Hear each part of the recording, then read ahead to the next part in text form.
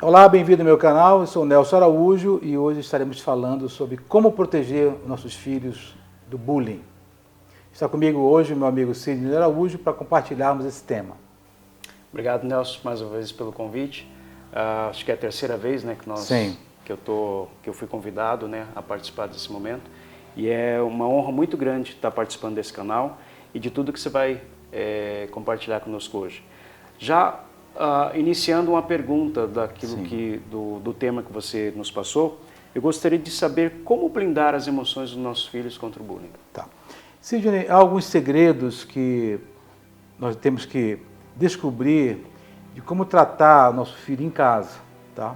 Eu quero começar com o Provérbios 9:9, que diz assim: dá instrução ao sábio e ele se tornará mais sábio ainda. Ensina o justo e ele crescerá em prudência. Nós verificamos hoje, Sidney, já há algum tempo, né, também, hoje com maior incidência, que o bullying tem atingido as crianças e adolescentes na escola. Hoje já existe o cyberbullying, como eu falei no vídeo passado, onde alguém posta uma foto sua, ou então pega uma situação fechatória e alguém grava isso e põe para o mundo todo ver, né? Então, essas situações de bullying, esses ataques de bullying, que geralmente é feito por um mentor, né? Alguém que tem problema em casa, tem dificuldade em casa e vai descontar no colega na escola. Esse mentor, ele arregimenta outros colegas para tratar mal alguém, como se fosse uma brincadeira, mas de fato não é brincadeira, porque o bullying é algo realmente cruel, né? Sim. Então, Sidney, o primeiro conselho que eu dou é que não seja o pai ou a mãe ou os pais o primeiro a fazer bullying em casa, né? Eu vi muitos casos, Sidney, de pais que tratam mal seus filhos, palavras chocosas, palavras pesadas, depreciação em casa. Então, o pai e a mãe tem que ser o quê? Um refúgio para a criança ou para o adolescente. Ele não pode ser alguém que vai colaborar na desconstrução de uma emoção que está em fase de construção, na verdade, né? Então, nunca deprecie seu filho em casa, você pai, você mãe. E a Bíblia fala lá em Efésios 4:9, não saia da vossa boca nenhuma palavra torpe. Essa palavra torpe, o nome torpe na Bíblia, no original, significa podre, decadente, né? Se referia a, por exemplo, alimentos que estavam estragados. Então, uma criança ou uma adolescente, ele não pode receber em casa palavras torpes, palavras decadentes, palavras podres, que vão machucá-lo e vão impedir que ele tenha um crescimento saudável, né? E Paulo fala assim, e sim, unicamente a que for boa para edificação, conforme a necessidade, assim transmita graça aos que ouvem. Então temos que sempre pensar como pai e mãe em trabalhar com nossos filhos nas palavras, de forma a fazer nele com que ele se sinta alguém importante, valorizado, alguém que vale a pena ser investido e não depreciado, né? Outra coisa, Sidney, que eu também observo, é que a comunicação eficaz, ela entre pais e filhos, uma comunicação saudável, ela cria, assim, um relacionamento bom entre os pais e filhos, né? Ela abre portas para que os laços familiares, a vida possa fluir no lar de forma crescente, de forma edificante, de forma saudável, e isso vai gerar nos filhos recursos emocionais para enfrentar dificuldades lá fora. Então, quando nós temos uma comunicação ruim em casa, pesada, torpe, a gente vai fechando portas. Nossos filhos vão se fechando para nós e vão se abrir para quem? Para quem está lá fora. E lá fora, realmente, do jeito que esse mundo está, Sidney, a coisa está muito complicada e a criança não vai receber, no geral, uma boa orientação e um bom recurso emocional para isso, né? Eles vão ter como referência não Exatamente. Os pais dentro de casa. Exatamente. E sim aquele amigo, né, entre aspas, que está lá fora. Então, o segundo conselho que eu dou, o primeiro é não faça o bullying em casa, você é pai e mãe. O segundo conselho que eu dou, Sidney, é que na mais tenra infância, lá pequenininho, você use de palavras assertivas com o filho. palavras positivas, para que ele se sinta o quê? Valorizado. Sentir que ele pertence a uma família que o ama de verdade, né? As crianças sabem, Sidney, quando nós somos verdadeiros ou não. Elas sabem quando a gente está bajulando, né? Então a criança precisa sentir que, de fato, aquilo que ela ouve em casa, da palavra dos pais, no coração dos pais, de fato, há um amor genuíno. E não uma fraude, não uma bajulação. Porque as crianças, elas são extremamente atentas, elas são aptas a captar e definir, Sidney, se o pai ou a mãe, se os pais estão de fato sendo sinceros. Elas têm essa capacidade e muitos pais acham que não, se enganam com isso. A criança é muito astuta nas emoções, ela percebe muito facilmente, né? Então, elas precisam de palavras assim positivas, assertivas, uma boa comunicação, e isso vai ajudá-la muito nessa construção. A outra coisa, Sidney, que eu observo também, é que ajuda os filhos a serem protegidos do bullying, a criar de fato recursos emocionais para enfrentar lá fora o mundo, é o pai que ouve, né? O pai que dá atenção, é o pai que demonstra compaixão e empatia por esse filho, o pai que ajuda esse filho a processar os seus sentimentos e pensamentos em casa. Quando ele tem alguma dificuldade lá fora, ele chega em casa, aí os pais o ajudam a entender o que está acontecendo. Eu lembro da história no livro de Josh McDowell, A Diferença que o Pai Faz, até indica esse livro, que o Norman, que escreve com o McDowell esse livro, ele comenta que havia uma criança que chegou em casa, um adolescente, e ele estava muito nervoso, e batendo nas paredes, no jantar ele estava enjoado e tudo. E o pai levou muito tempo para, de fato, assim, entender o que estava acontecendo. E à noite já ele chegou com o filho e perguntou o que estava acontecendo, e o filho desabou em chorar.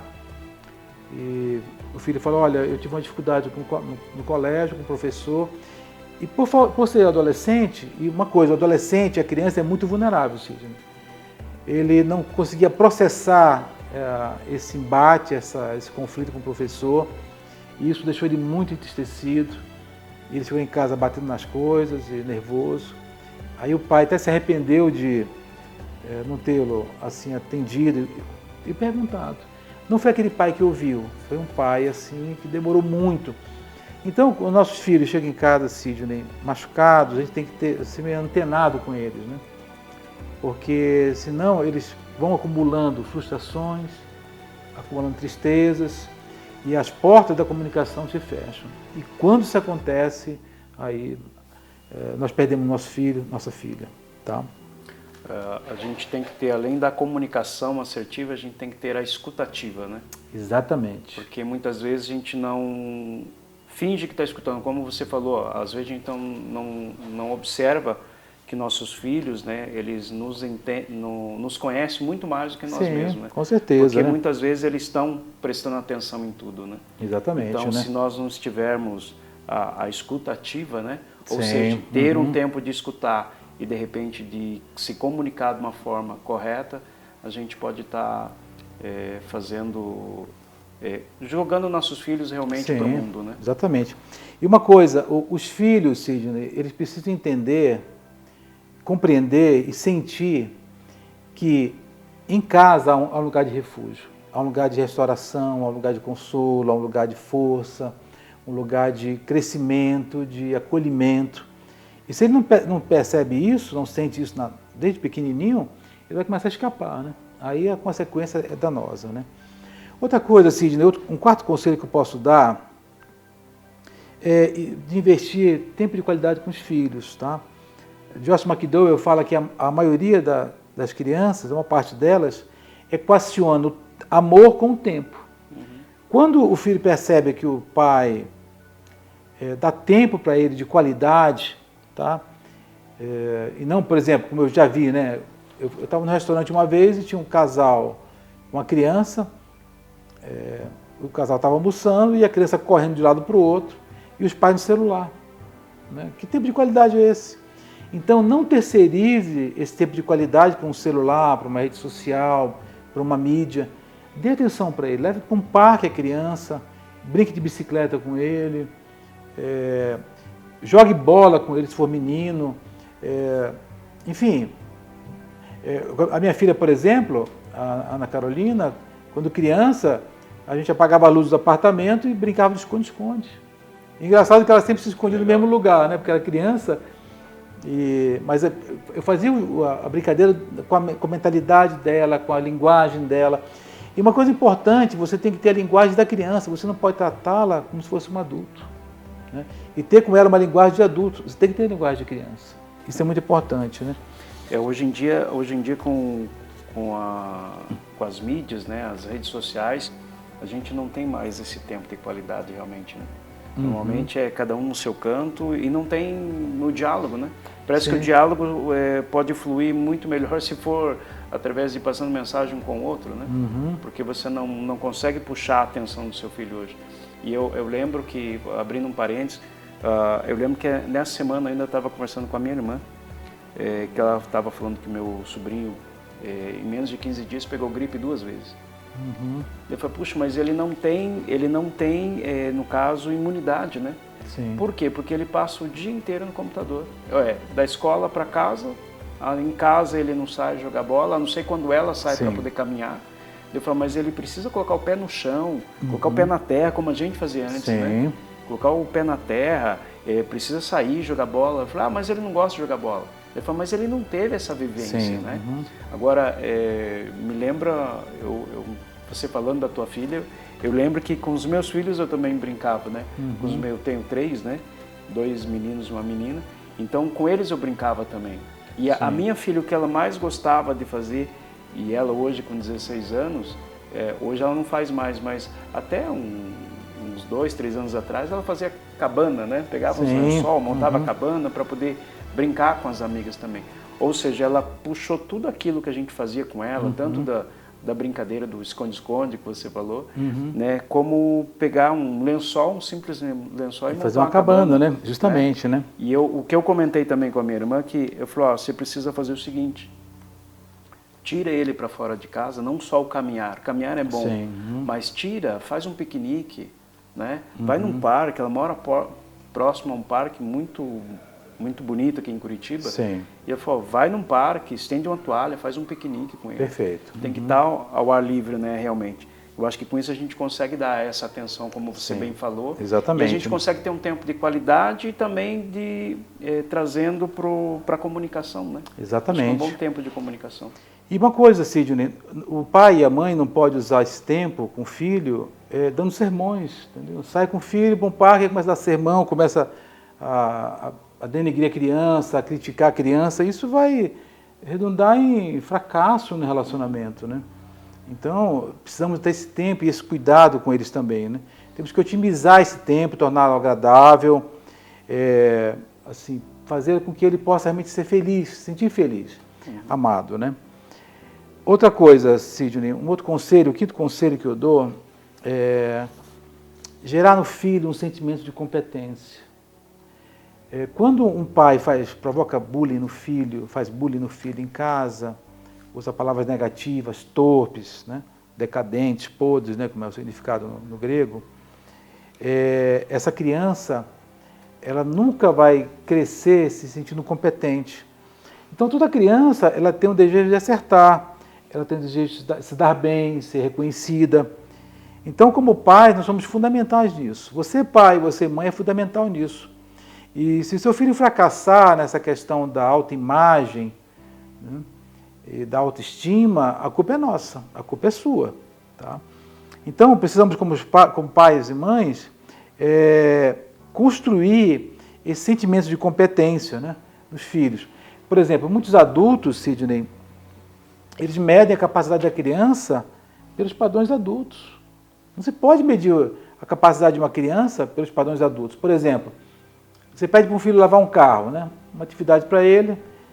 Claro que ele vai lavar imperfeitamente, né? Uma criança de 5, 6 anos ou 10 anos em casa, vamos brincar e lava o carro. Ou então arrumar a cama em casa. E você cobra como se fosse um adulto, fosse mesmo de um lavacar, impossível, né?